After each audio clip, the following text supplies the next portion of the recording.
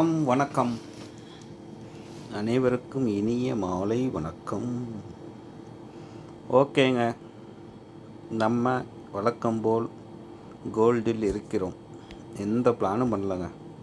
வந்தேன், வீடியோ பண்ணணும்னு தோணுச்சு, சக்குன்னு உள்ள வந்தாச்சு. இன்றைக்கி என்ன பண்ணுறான் கோல்டி, மானங்கிட்ட கோல்டி.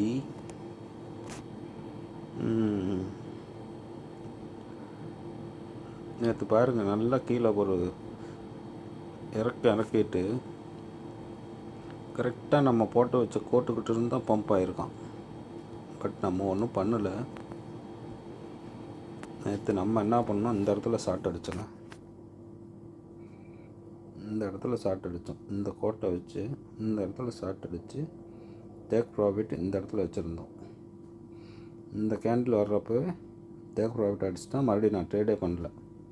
நான் போதும், ரொம்ப அப் அண்ட் டவுன் போயிட்டு இருந்தான்ட்டு விட்டுட்டேன். மறுபடியும் மேலே போயிட்டு நல்ல ஒரு இறக்கம், நல்லா இறக்கிட்டு 310 ரேஞ்சுக்கு போயிருக்கான். ஆனால் அவன் இன்னும் கீழே வந்திருக்கணும். ஒரு 285 75 அந்த ரேஞ்ச் வந்திருந்தால் நல்லாயிருக்குன்னு நினச்சேன். சம்மந்தம் இல்லாமல் மறுபடியும் ஏறிட்டாங்க. இன்றைக்கி ஒரு நியூஸ் இருக்கான், எஃப்எம்சி தாத்தா தான் வராரு, கதிரை விட போகிறாரு. தாத்தா வராரு. அப்புறம் ஹோம் சேல் இருக்குது. ஹோம் சேல் எத்தனை மணிக்கு? அது நாளைக்கு. இன்றைக்கி இன்னும் 1 மணி நேரம் இருக்குங்க. 4 hour கேண்டில் கணக்கு பிரகாரம் பார்த்தா இவன் இந்த டாப்புக்கு மேலே போய் அவன் க்ளோஸ் வைக்கல, ஆனால் விக்கு மட்டும் வச்சுருக்கான். விக்கு வச்சாலே ஓகே தானேங்க. ஓகே, 15 மினிட்ஸில் பார்ப்போம். தலைவர் சரக்குன்னு வந்தார், இங்கே ஒரு எம் பேட்டர்ன் போட்டிருக்காரு. இதை கட் பண்ணல. இது ஃபஸ்ட்டு சென்டிமெண்ட்டு. இப்போ இதை போய் கட் பண்ணிட்டு மேலே போனான்னா அடுத்தது எங்கே போயிடுவோம். ஓகேங்க, கொஞ்சம் பிஸி. வந்தாச்சு. இப்போ பார்த்தீங்கன்னா நேற்று என்ன பண்ணுன்னா, கீழே போயிட்டு இன்றைக்கி மேலே வந்துட்டான்னா, நான் மத்தியானம் என்ன பண்ணேன், இவன்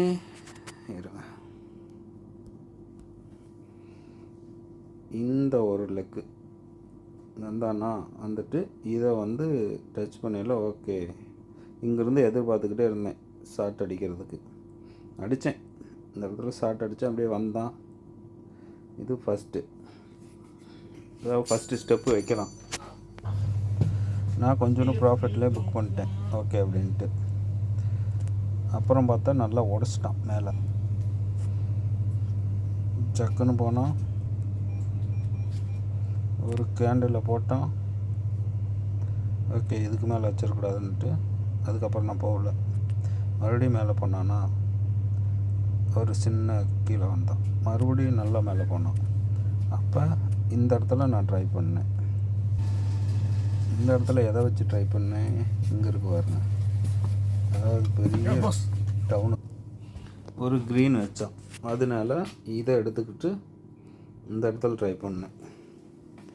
நல்லா வந்தான், நல்லா கீழே வந்தான். இது வரைக்கும் வந்திருக்கான் பாருங்க.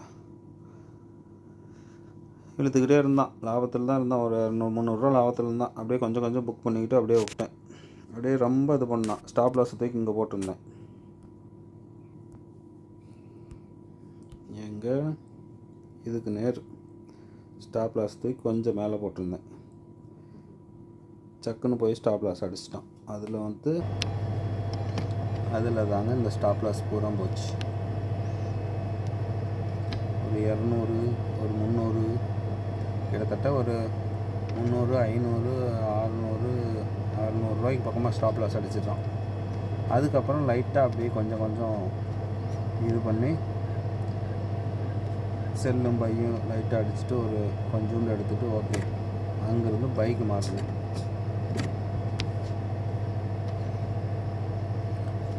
இந்த இடம் பாருங்கள். அப்போ இந்த இடத்துல ஸ்டாப் லாஸ் எடுத்துகிட்டு இந்த ஒரு க்ரீன் வச்சா பாருங்கள்.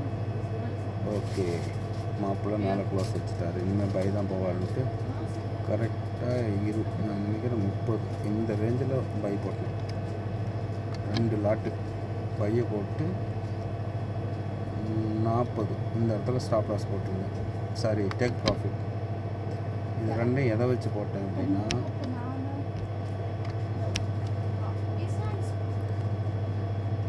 இதை உடைச்சிட்டு மேலே போயிட்டான்னா அப்போ மேலே தான் போவோம். அடுத்தது போனோம்னா எங்கே போவோம்? இது வரைக்கும் போவோம். இது வரைக்கும் போனோம்னா 40. அதனால் இந்த இடத்துல பை பண்ணி இந்த இடத்துல டிபி போட்டேன். அங்கே டிபி போட்டிருந்தேன். சும்மா இங்கேருந்து பிடிச்சிருக்கான். நான் படுத்து தூங்கிட்டேன். ஸ்டாப் லாஸ் எங்கே போட்டிருந்தேன்னா இங்கே போட்டேங்க. இது கீழே இந்த லைனில் ஸ்டாப் லாஸ் போட்டிருந்தேன். $10 டிபி 10, டேக் ப்ராஃபிட் 10. எப்படியும் வரமாட்டான்னு தெரியும், பட் இருந்தாலும் ஓகே. சப்போஸ் நான் முழிச்சிருந்தேன்னா என்ன பண்ணியிருப்பேன்னா, இந்த ரேஞ்சுக்கெல்லாம் போகவே என்ன பண்ணுவேன், இந்த டிபி தூக்கி இங்கே போட்டுருவேன், பிரேக் இவனில் வச்சுருவேன். தூங்கிட்டனாலும் தெரில, கண்ணு முழிச்சு பார்த்தேன், ஓகே போய் டிபி அடிச்சிருந்தான். இவ வேறங்க அடிக்கடி வந்து மிஸ் பண்ணுறான், போய் தொலைடா. டாப் அது, இது டாப்பு. லோ அது, இதெல்லாம் லோவாக எடுத்துக்கலாம். இங்கொன்று அப்படியே வந்திருக்கான். இப்படி வந்தவன் அப்படி போனவன், இப்படி வந்தவன் அப்படி போயிட்டு இப்படி வந்துட்டு இப்போ இப்படி போகிறான். அப்போ இங்கே அடிச்சிருந்தீங்களோட ஸ்டாப் லாஸை எடுத்துட்டான். அப்போ இங்கேருந்து திரும்பினா அட்லீஸ்ட் இது வரைக்குமாவது வருவான், இல்லை இன்னமும் கீழே போகலாம். அவன் நியாயமாக கீழே போகணும். ஒரு 1275 அந்த ரேஞ்சுக்கு போயிட்டு ஏறினா நல்லாயிருக்கும். இல்லையா இந்த இடத்துல அப்படியே பண்ணிவிட்டு இப்போ நியூஸ் வருது பாருங்கள். இன்னொரு 1 ஹவரில் இன்னொரு 30 நிமிஷம் தான் இருக்குது நியூஸுக்கு. இதுக்கு மேலே போய் க்ளோஸ் வச்சுட்டான்னா அப்புறம் அப்படியே மேலே போயிடுவோம். ஓகேங்க, வந்தாச்சு. என்ன பேசணும்? 1 ஹவர் கேண்டிலை பற்றி பேசணும்னு நினைக்கிறேன். 1 ஹவர் கேண்டில் பாருங்கள் என்ன பண்ணியிருக்கான். கொஞ்சம் ரிவேஸ் போங்க. போன முறை இறங்கியில் இங்கேருந்து டக்குன்னு விழுந்து எது பண்ணாலும் கொஞ்சம் வேகமாக பண்ணான். ஒரு ஏர் இங்கே வந்து சைடு வேஸ் அப்படியே அரைச்சிக்கிட்டே கிடந்தான். அப்புறம் இது இந்த இடம், இந்த பெரிய கேண்டில் க்ரீன் கேண்டில் வந்துட்டு எது இந்த க்ரீன் கேண்டில் எஃப்எம்சி மீட்டிங் இல்லை, போன மாதம் லாஸ்ட்டில் என்ன ஆனால் நான் பேரோல் எஸ் என்எஃப்பிக்கு வந்து இந்த கேண்டில் போட்டான். நான் இந்த இடத்துல ஷார்ட்டில் இருந்தேன். என்னை முடிச்சு விட்டு ஒரே தூக்குனான். ஓகே, அதுக்கப்புறம் அப்படியே போயிட்டு அப்படியே அரைச்சிக்கிட்டே இருக்கான். சைடு வேஸ் பாருங்கள். 1 ஹவரில் பார்த்தா எப்படி தெரியுது? அழகாக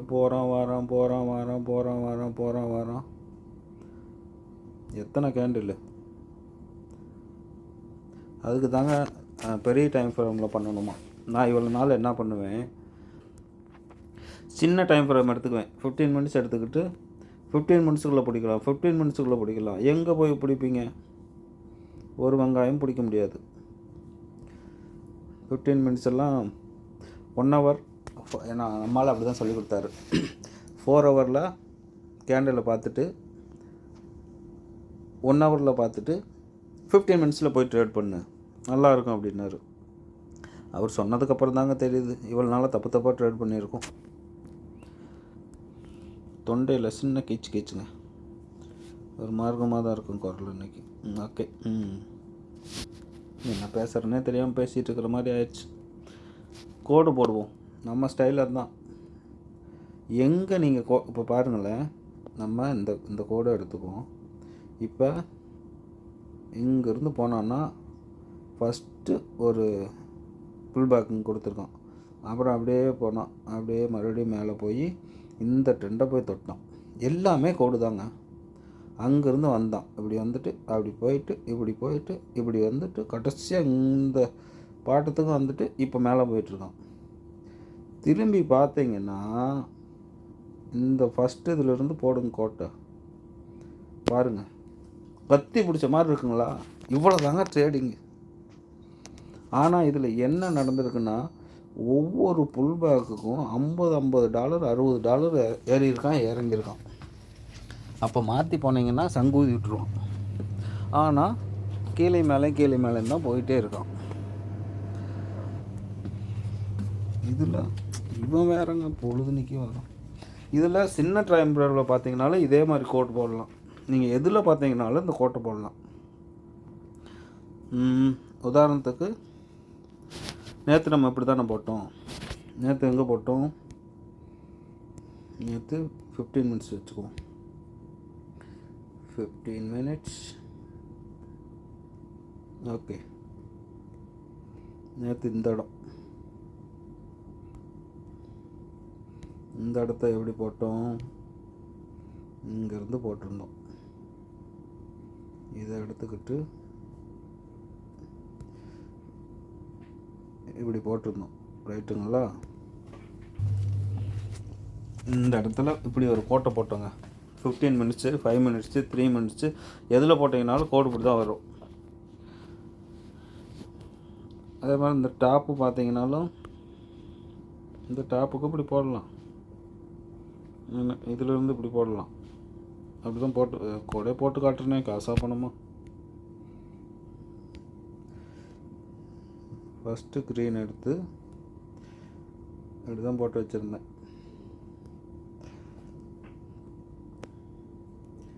நேற்று வீடியோ பார்த்தவங்களுக்கு தெரிஞ்சிருக்கும். இவன் இதுக்குள்ளேயே இப்படின்னு ஆடுறானா, இதுக்கு என்னது ஒரு ட்ரெண்ட் செட் பண்ணுறான். 1 ஹவரில் தெரியாது, 15 மினிட்ஸ் தான் தெரியும். இது நம்ம பேட்டர்ன். இங்கேருந்து இங்கே வந்து இந்த கோட்டை உடைக்கையில் நான் என்ன பண்ணேன், இந்த இடத்துல ஷார்ட் அடிச்சிருந்தேன். ஏன்னா இந்த கோட்டை உடைச்சிட்டான். ஓகே, நான் சைடு வேஸில் ஒரு நல்ல பேட்டர்ன் செட் பண்ணிட்டு கீழே உடைச்சோம். ஸ்டாப் லாஸை இங்கே போட்டிருந்தோம். இதுக்கு மேலே டிபியை இந்த இதை வச்சு இந்த நேரில் போட்டிருந்தோம். வந்தான், க்ளோஸ் பண்ணால் ஓகே, விட்டாச்சு. மறுபடியும் பாருங்கள், அந்த இதுதான் புல் பேக்கு. கிட்டத்தட்ட $20 புல் பேக்கு மட்டும் போயிருக்கான். அப்போ நமக்கு சின்ன 5 நிமிஷம் 2 நிமிஷத்தில் பார்க்கலாம், நமக்கு ரொம்ப இதாக இருக்கும். என்னடா டக்குன்னு போய் பிரேக் ஒன்று அடிச்சிடுவான், இல்லை ஸ்டாப் லாஸ் தூக்கிடுவான். மறுபடியும் மேலே போயிட்டு அழகாக இறங்கணுமே, அப்படியே பொறுமையாக வந்துட்டு எங்கே வந்திருக்கான்? எங்கேயும் இல்லையே, நம்ம போட்டு அதே கோட்டுக்கு தான் வந்திருக்கான். Rule is the rule. அவன் ரூலை மீறவே மாட்டான். நல்லா இந்த கோட்டை மட்டும் போட்டு கற்றுக்கிட்டாலே market easy, very very easy. Market நம்மளோட பேசும். அது எப்படி பேசுகிறதுன்னு தான் இவ்வளோ நாள் தெரியாமல் வச்சுருந்தேன். இப்போ தான் ஒரு மீடியேட்டரை கண்டுபிடிச்சி அவர்கிட்ட சொல்லி ரெக்கமெண்ட் பண்ணுங்கன்ட்டு அவர் ரெக்கமெண்ட் பண்ணிட்டார். இப்போ தான் மார்க்கெட் பேசுதுங்க. எத்தனை வருஷம் தவம் தெரியுங்களா அது? அவ்வளோதாங்க, என்ன பேசுனா மறந்துச்சு. அதுக்குள்ளே ஆள் வந்து கெடுத்துட்டாங்க. நல்லா ஃப்ளோவில் போயிட்டுருக்கல வந்து கெடுத்து போடுறாங்க அங்கே. அப்புறம் இன்னொன்று பாருங்கள், அப்படியே இந்த கோட்டை இழுக்க முடியுமான்னு பாருங்கள்.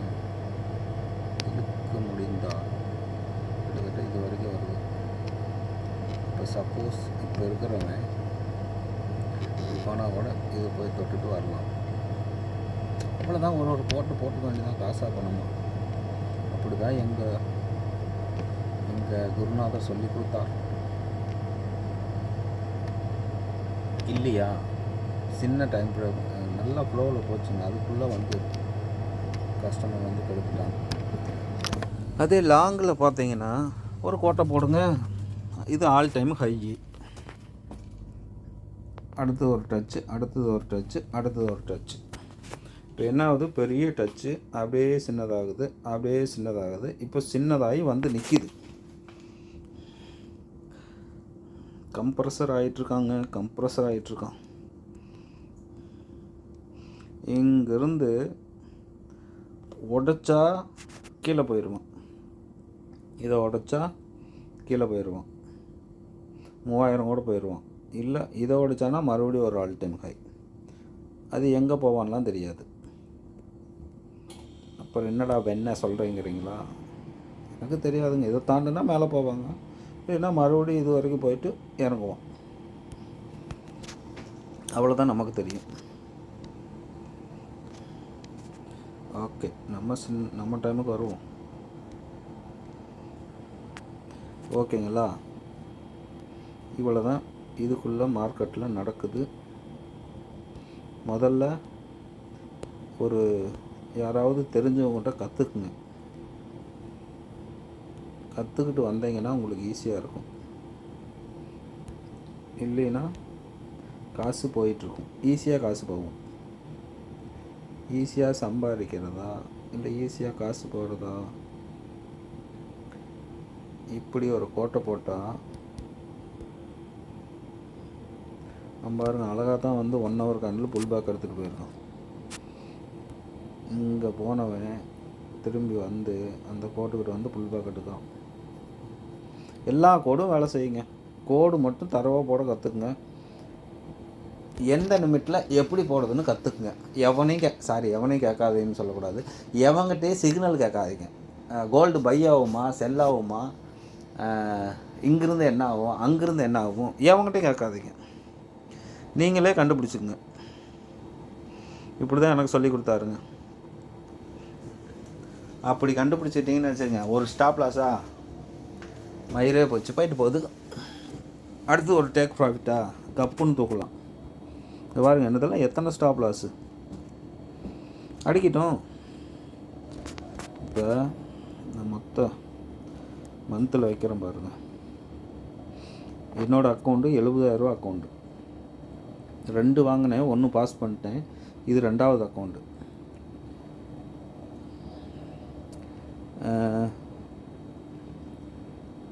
ஃபஸ்ட்டு பாருங்கள், ஃபஸ்ட்டு லாபமே எடுத்திருப்பேன்.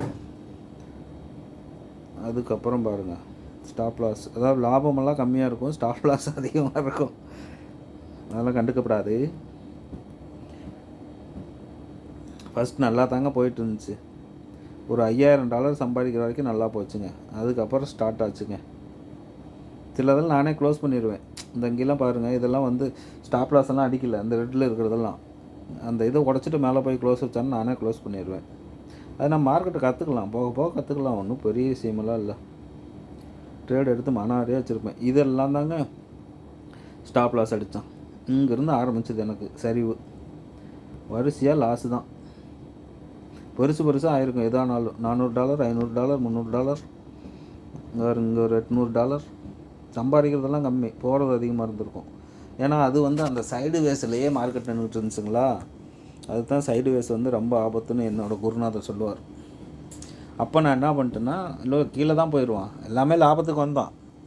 இல்லை இங்கேருந்து உடச்சிருவான்ட்டு எண்ணி விட்டுட்டேன். அதுக்கப்புறம் தான் ஒவ்வொன்றும் என்னென்ன கேண்டல்லாம் பண்ணுறான்ட்டு விசாரித்து கற்றுக்க முடியுதான் தெரியுது.